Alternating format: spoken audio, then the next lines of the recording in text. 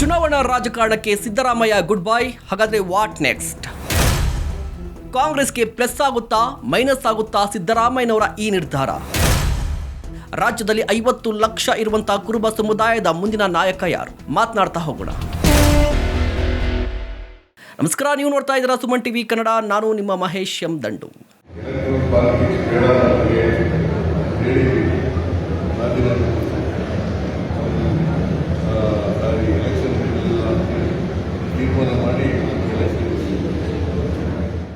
ವೀಕ್ಷಕರೇ, ನೋಡಿದ್ರಲ್ಲ, ಸಿದ್ದರಾಮಯ್ಯನವರು ಮಾಜಿ ಸಿಎಂ, ಅಹಿಂದ ಚಾಂಪಿಯನ್, ಚುನಾವಣಾ ರಾಜಕಾರಣದಿಂದ ಹಿಂದೆ ಸರಿದಿದ್ದಾರೆ. ಅದಕ್ಕೆ ಸಂಬಂಧಪಟ್ಟಂಥ ಅಧಿಕೃತ ಟ್ವೀಟೂ ಇದೆ, ಅಧಿಕೃತ ಹೇಳಿಕೆಯೂ ಇದೆ.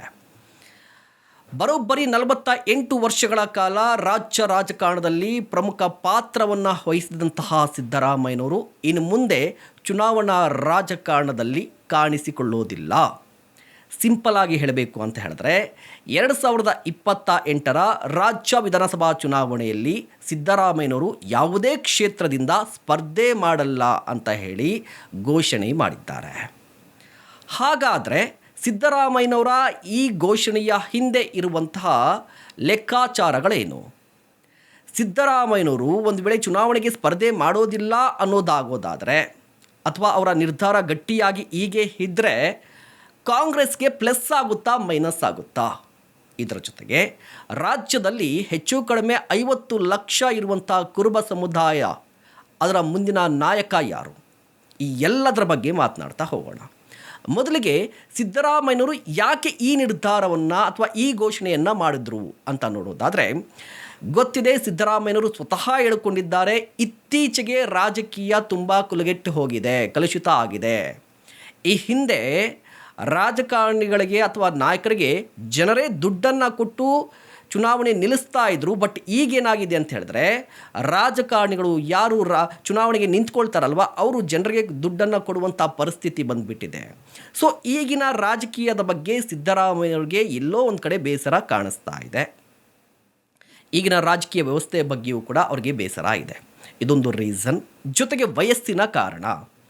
ಸ್ವತಃ ಸಿದ್ದರಾಮಯ್ಯನವರು ಹೇಳಿಕೊಂಡಿರೋದೇನು ಅಂತ ಹೇಳಿದ್ರೆ, ನನಗೆ ಈಗ ಹೆಚ್ಚು ಕಡಿಮೆ 78 ಅಂತ ಹೇಳಿದ್ರೆ, ನಿಮ್ಮ ಮುಂದಿನ ಚುನಾವಣೆ ಅಂತ ಹೇಳಿದ್ರೆ 2020 ಅಂತ ಹೇಳಿದ್ರೆ 80+ ಆಗಿರುತ್ತೆ. ವಯಸ್ಸಿನ ಕಾರಣಕ್ಕಾಗಿಯೂ ಕೂಡ ಈ ಹಿಂದೆ ಇದ್ದಂಥ ಉತ್ಸಾಹ, ಅಂದರೆ 2013 ಆಗಿರ್ಬೋದು, 2006ರಲ್ಲಿ ಅಹಿಂದ ಸಂಘಟನೆ ಮಾಡಿದಂಥ ಸಂದರ್ಭದಲ್ಲಾಗಿರ್ಬೋದು, ಆಗಿದ್ದಂಥ ಉತ್ಸಾಹ ಈಗ ಕಾಣಿಸ್ತಾ ಇಲ್ಲ, ಅಥವಾ ಈಗ ಇಲ್ಲ ವಯಸ್ಸಿನ ಕಾರಣಕ್ಕಾಗಿ. ಒಂದು, ಈಗ ಸದ್ಯ ಇರುವಂಥ ರಾಜಕೀಯದ ಬಗ್ಗೆ ಬೇಸರ, ಇದರ ಜೊತೆಗೆ ವಯಸ್ಸಿನ ಕಾರಣಕ್ಕಾಗಿ ಈ ಘೋಷಣೆಯನ್ನು ಮಾಡಿದ್ದಾರೆ. ಹಾಗಾದರೆ ವಾಟ್ ನೆಕ್ಸ್ಟ್? ಸಿದ್ದರಾಮಯ್ಯನವರು ಚುನಾವಣಾ ರಾಜಕಾರಣದಿಂದ ಹಿಂದೆ ಸರಿದ್ರೆ ಯಾರಿಗೆ ಪ್ಲಸ್ ಆಗುತ್ತೆ, ಯಾರಿಗೆ ಮೈನಸ್ ಆಗುತ್ತೆ, ಈ ಲೆಕ್ಕಾಚಾರವು ಕೂಡ ನಡೆದಿರುತ್ತೆ.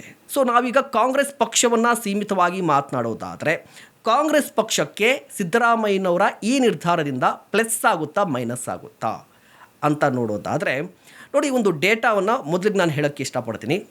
ರಾಜ್ಯದಲ್ಲಿ 2026ರ ಅಂಕಿ ಅಂಶದ ಪ್ರಕಾರ ಅಥವಾ ಜಾತಿ ಗಣತಿಯ ಪ್ರಕಾರ ಹೆಚ್ಚು ಕಡಿಮೆ 50 ಲಕ್ಷ ಕುರುಬ ಸಮುದಾಯ ಇದೆ.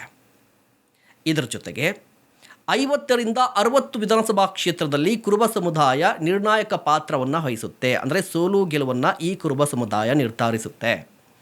ಇದರ ಜೊತೆಗೆ ಕುರುಬ ಸಮುದಾಯದ ಸಂಘವೇ ಹೇಳಿಕೊಂಡಂಗೆ ಅಥವಾ ಕುರುಬ ಸಮುದಾಯದ ನಾಯಕರೇ ಹೇಳಿಕೊಂಡಂಗೆ ರಾಜ್ಯದಲ್ಲಿರುವಂಥ 150ಕ್ಕೂ ಹೆಚ್ಚು ಕ್ಷೇತ್ರದಲ್ಲಿ ಕುರುಬ ಸಮುದಾಯ ಇದೆ. ಸೊ ಈ ಎಲ್ಲ ಕ್ಷೇತ್ರದಲ್ಲಿ ಕುರುಬ ಸಮುದಾಯ ತುಂಬ ನಿರ್ಣಾಯಕ ಪಾತ್ರವನ್ನು ವಹಿಸುತ್ತೆ, ಸೋಲು ಗೆಲುವನ್ನು ನಿರ್ಧಾರ ಮಾಡುತ್ತೆ. ಈಗ ಈ ಕುರುಬ ಸಮುದಾಯ ಯಾರ ಮಾತನ್ನು ಕೇಳುತ್ತೆ, ಅಥವಾ ಈ ಕುರುಬ ಸಮುದಾಯ ಯಾರ ಹಿಂದೆ ನಿಂತ್ಕೊಳ್ಳುತ್ತೆ ಅಂದರೆ ಸಿದ್ದರಾಮಯ್ಯನವರ ಹಿಂದೆ. ಮತ್ತು ಸಿದ್ದರಾಮಯ್ಯನವರು ಕುರುಬ ಸಮುದಾಯದ ಪ್ರಶ್ನಾತೀತ ನಾಯಕರು. 2013ರಲ್ಲಿ ಸಿದ್ದರಾಮಯ್ಯನವರು CM ಆಗ್ತಾರೆ ಅನ್ನುವ ಕಾರಣಕ್ಕಾಗಿ ಕಾಂಗ್ರೆಸ್ ಪಕ್ಷಕ್ಕೆ ಇಡೀ ಕುರುಬ ಸಮುದಾಯ ವೋಟ್ ಹಾಕಿತ್ತು. ಅದೇ ಸಂದರ್ಭದಲ್ಲಿ 2023ರಲ್ಲೂ ಕೂಡ ಸಿದ್ದರಾಮಯ್ಯನವರು CM ಆಗುವ ಅವಕಾಶ ಇದೆ ಅಂತ ಹೇಳಿ 95% ಕಾಂಗ್ರೆಸ್ ಪಕ್ಷಕ್ಕೆ ವೋಟ್ ಹಾಕಿದ್ದು ಇದೇ ಕುರುಬ ಸಮುದಾಯ. ಸೊ ಪ್ರತಿ ಚುನಾವಣೆಯಲ್ಲಿ ಸಿದ್ದರಾಮಯ್ಯನವರು ಕಾಂಗ್ರೆಸ್ಗೆ ಬಂದ ನಂತರ ಕೇವಲ ಸಿದ್ದರಾಮಯ್ಯನವರು ಮಾತ್ರ ಬರಲಿಲ್ಲ, ಅವರ ಜೊತೆಗೆ ರಾಜ್ಯದಲ್ಲಿ ಇರುವಂಥ ಇಡೀ ಕುರುಬ ಸಮುದಾಯವನ್ನು ಕಾಂಗ್ರೆಸ್ ಕಡೆಗೆ ಅವರು ಕರ್ಕೊಂಬಂದರು. ಇಡೀ ಕುರುಬ ಸಮುದಾಯ ಕಾಂಗ್ರೆಸ್ಗೆ ವೋಟ್ ಹಾಕುವ ರೀತಿಯಲ್ಲಿ ನೋಡ್ಕೋತಾ ಇದ್ರು. ಆದರೆ ಈ ಹಿಂದೆ 2 ಬಾರಿ ಅಂದರೆ 2013, 2023ರಲ್ಲಿ ಕುರುಬ ಸಮುದಾಯ ಕಾಂಗ್ರೆಸ್ಗೆ ವೋಟ್ ಹಾಕಿದ್ದು ಯಾಕೆ ಅಂತ ಹೇಳಿದ್ರೆ ಸಿದ್ದರಾಮಯ್ಯನವರ ಕಾರಣಕ್ಕಾಗಿ, ಸಿದ್ದರಾಮಯ್ಯನವರು ಸಿ ಎಂ ಆಗ್ತಾರೆ ಅನ್ನುವ ಕಾರಣಕ್ಕಾಗಿ. ಸೊ 2028ಕ್ಕೆ ಬಂದರೆ ಸಿದ್ದರಾಮಯ್ಯನವರು ಸ್ವತಃ ಚುನಾವಣೆಗೆ ಸ್ಪರ್ಧೆ ಮಾಡಲ್ಲ ಅಂತ ಹೇಳಿದ್ದಾರೆ. ಸೊ ಅವರು ನೆಕ್ಸ್ಟ್ ಸಿ ಎಂ ಆಗುವಂಥ ಚಾನ್ಸಸ್ ಕೂಡ ತುಂಬ ಕಡಿಮೆ. ಈ ಸಂದರ್ಭದಲ್ಲಿ ಈ ಕುರುಬ ಸಮುದಾಯ, ರಾಜ್ಯದಲ್ಲಿ 8% ಇರುವಂಥ ಕುರುಬ ಸಮುದಾಯ ಏನು ಮಾಡುತ್ತೆ ಅಂತ ಪ್ರಶ್ನೆ ಬಂದುತ್ತೆ. ಸೊ ಕಾಂಗ್ರೆಸ್ಗೆ ವೋಟ್ ಹಾಕ್ತಾರಾ? ಕಾಂಗ್ರೆಸ್ಗೆ ವೋಟ್ ಬರಬಹುದು, ಬಟ್ ಈ ಹಿಂದೆ ಇದ್ದಷ್ಟು ಬರಲ್ಲ. ಸಿದ್ದರಾಮಯ್ಯ ಕಾರಣಕ್ಕಾಗಿ ಕಾಂಗ್ರೆಸ್ಗೆ ಏನು ಬಲ್ಕಾಗಿ ಬರ್ತಾ ಇತ್ತಲ್ವ, ಆ ಬಲ್ಕ್ 10% ಕಾಂಗ್ರೆಸ್ಗೆ ಬರೋದಿಲ್ಲ. ಈಗ ವೋಟ್ ಸ್ಪ್ಲಿಟ್ ಆಗುತ್ತೆ.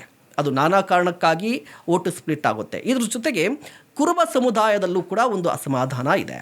ಏನು ಅಸಮಾಧಾನ ಅಂತ ಹೇಳಿದ್ರೆ, ಸಿದ್ದರಾಮಯ್ಯನವರು ಪೂರ್ಣಾವಧಿ ಸಿ ಎಂ ಆಗಬೇಕಾಗಿತ್ತು. ಸಿದ್ದರಾಮಯ್ಯನವರನ್ನು ಕೆಳಗಿಳಿಸಿದ್ರು ಅನ್ನೋದಕ್ಕಿಂತ ಸಿದ್ದರಾಮಯ್ಯ ಅವರಿಂದ ಕಾಂಗ್ರೆಸ್ ಪಕ್ಷ ಮುಖ್ಯಮಂತ್ರಿಯ ಕುರ್ಚಿಯನ್ನು ಕಿತ್ಕೊಳ್ತು ಅನ್ನುವಂಥ ಆಕ್ರೋಶ ಕುರುಬ ಸಮುದಾಯದಲ್ಲಿದೆ. ಸೊ ಈ ಆಕ್ರೋಶದ ಕಾರಣಕ್ಕಾಗಿಯೂ ಕೂಡ 2028ಕ್ಕೆ ಕಾಂಗ್ರೆಸ್ ಪಕ್ಷಕ್ಕೆ ಬರ್ತಾ ಇದ್ದಂಥ ಕುರುಬ ಸಮುದಾಯದ ಮತಗಳಲ್ಲಿ ತುಂಬ ಕಡಿಮೆ ಆಗಬಹುದು ಅಂತ ಲೆಕ್ಕಾಚಾರ ಇದೆ. ಸೊ ಸಿದ್ದರಾಮಯ್ಯನವರ ಈ ಒಂದು ನಿರ್ಧಾರದಿಂದ ಕಾಂಗ್ರೆಸ್ಗೆ ಪ್ಲಸ್ಗಳಿಗಿಂತ ಮೈನಸ್ಸೇ ಜಾಸ್ತಿ. 28ರ ಚುನಾವಣೆ ಕೇಕ್ ವಾಕ್ ಆಗೋದಿಲ್ಲ ಕಾಂಗ್ರೆಸ್ಗೆ. ಇದರ ಜೊತೆಗೆ ವಾಟ್ ನೆಕ್ಸ್ಟ್ ಅಂತ ಹೇಳಿದ್ರೆ, ಕುರುಬ ಸಮುದಾಯದ ನಾಯಕತ್ವ ಯಾರ ಹೆಗಲಿಗೆ? ನೋಡಿ, ಇಷ್ಟು ವರ್ಷಗಳ ಕಾಲ, ಕಳೆದ 40 ವರ್ಷಗಳ ಕಾಲ ನೀವು ರಾಜ್ಯ ರಾಜಕಾರಣವನ್ನು ನೋಡ್ಕೊಂಬಂದರೆ, ಒಕ್ಕಲಿಗ ಸಮುದಾಯ ಗೌಡರ ಕುಟುಂಬ, ದೇವೇಗೌಡರ ಕುಟುಂಬ. ಲಿಂಗಾಯತ ಸಮುದಾಯ BS ಯಡಿಯೂರಪ್ಪನವರ ಕುಟುಂಬ, BS ಯಡಿಯೂರಪ್ಪನವರು. ಕುರುಬ ಸಮುದಾಯ ಅಂತ ಬಂದರೆ ಸಿದ್ದರಾಮಯ್ಯನವರು ಅಂತ ಬರ್ತಾರೆ. ಸೊ ಈ ಮೂವರು ವ್ಯಕ್ತಿಗಳ ನಡುವೆ ರಾಜಕಾರಣ ನಡೀತಾ ಇತ್ತು. ಪ್ರತಿ ಸಾರಿ ಎಲೆಕ್ಷನ್ ಬಂದಂಥ ಸಂದರ್ಭದಲ್ಲಿ ಒಂದು ಜಾತಿ ಸಮೀಕರಣ ಅಂತ ಬಂದಾಗ ಸಿದ್ದರಾಮಯ್ಯನವರ ಫ್ಯಾಕ್ಟರ್, ಕುಮಾರಸ್ವಾಮಿಯವರ ಫ್ಯಾಕ್ಟರ್, ದೇವೇಗೌಡರ ಫ್ಯಾಕ್ಟರ್, BS ಯಡಿಯೂರಪ್ಪನವರ ಫ್ಯಾಕ್ಟರ್ ಬಗ್ಗೆ ನಾವು ಮಾತನಾಡ್ತಾ ಇದ್ವಿ. ಬಟ್ 2028ಕ್ಕೆ ಈ ಫ್ಯಾಕ್ಟರ್ಗಳ ಬಗ್ಗೆ ನಾವು ಮಾತನಾಡೋಕ್ಕೆ ಹೋಗೋದಿಲ್ಲ. ಕಾರಣ ಏನಂದರೆ, ಈ ಮೂರೂ ಜನ ಕೂಡ ಈಗ ಎಲೆಕ್ಷನ್ನಿಂದ ಹಿಂದೆ ಸರಿದಿದ್ದಾರೆ. ಸೊ ಈಗ 8% ಇರುವಂಥ ಕುರುಬ ಸಮುದಾಯದ ಪ್ರಶ್ನಾತೀತ ನಾಯಕ ಸಿದ್ದರಾಮಯ್ಯ. ನೆಕ್ಸ್ಟ್ ಯಾರು ನೇತೃತ್ವವನ್ನು ವಹಿಸ್ತಾರೆ ಈ ಕುರುಬ ಸಮುದಾಯಕ್ಕೆ ಅನ್ನುವಂಥ ಪ್ರಶ್ನೆ ಬರುತ್ತೆ. ರೇಸ್ನಲ್ಲಿ ಸಾಕಷ್ಟು ಜನ ಇದ್ದಾರೆ. ನೋಡಿ, ಕುರುಬ ಸಮುದಾಯ ಅಂತ ಹೇಳಿದ್ರೆ KS ಈಶ್ವರಪ್ಪನವ್ರಿಗೂ ಕೂಡ ಅವಕಾಶ ಇತ್ತು.